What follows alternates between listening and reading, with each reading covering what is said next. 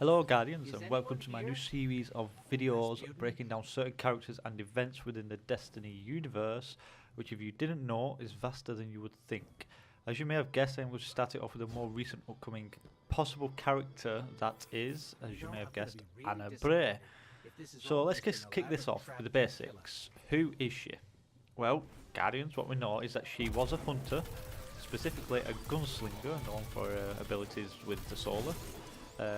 Lord Shaxx rated her quite highly, and the reason behind that was because she was one of the Guardians that helped to defend the city during the Battle of Twilight Gap.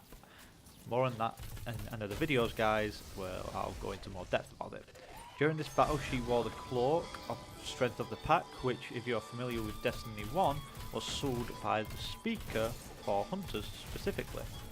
And on that cloak it holds the image of Ana Bray, which is a face of a wolf, which is quite relevant to something I'm going to go into later on in the video. Now, one quote which kind of confirms that Ana Bray exists, along with the many other evidence that I'm about to support with this, is a quote in Destiny 2 from Lord Shaxx, specifically talking about Ana Bray. So, here it is. You want another story about the Twilight Gap? Ana Bray, the hunter. We all dug deep that day, we all touched the light in ways we never thought we could, or should.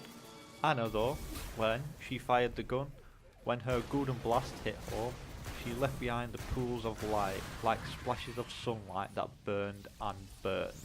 Now, I'm pretty sure that I've just read that out, but you can hear Shaxx's voice. You know, I can't imitate it because I'm really bad at imitations.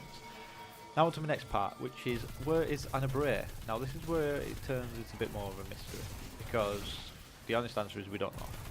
If you didn't play Destiny 1 or haven't heard of Ana Bray, well that's because as much info as there is on Ana, she isn't actually ever recognised as an in-game character. So she's either missing or she's dead. The thinking behind this is due to the fact that most of her family are also dead due to other events. For example, her sister, yet to be announced, nobody's actually confirmed the name, went on a mission into the Vault of Glass, known for its many treasures of course, but on the way to this mission her ship was shot down and crew killed by the Vex or Cabal on Mars, never reaching their intended mission. Now again, why is this relevant? I'll move on to in the next part that I cover, which does involve the faction leaders. So firstly, proof that Ana Bray exists is, this is only a small bit of evidence, but still, nonetheless, it's evidence.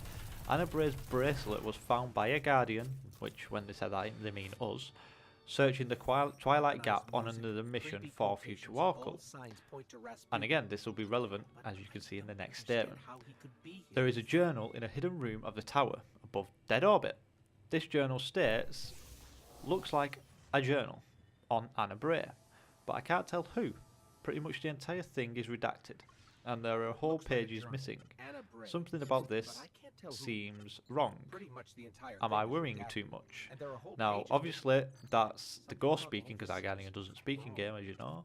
But from this, it looks like someone is either looking into Ana Bray, or Ana Bray herself is keeping tabs on someone in the tower, because the journal doesn't actually give us any information. Either of these options are possible, but I think one more than the other, so I'm only going to cover that one. So my opinion is that Ana Bray is somewhere in the tower keeping tabs on either Dead Orbit or one of the other faction leaders. Because, well, from what we know, Dead Orbit were the ones to send her sister on the mission into Vault of Glass. Now if this is the case, Ana Bray could be looking for some information onto what happened or why she was sent into the Vault of Glass, possibly finding out information onto where her sister was or has been, if she is possibly still alive, which I'm pretty sure she isn't. There is also another member of the Bray, well, possibly another member of the Bray family, being Clovis Bray, but there's actually no evidence to support that these two characters are related, so I'm not going to go into that. Now before I move on to the final section of this video, there is one more thing to cover relating to Ana, or at least her family, because it doesn't actually state her first name. That is one of the adventures on Io, in which I will try to show during the video, of course, and in it you are tracking down music signals from the Warmind of Io.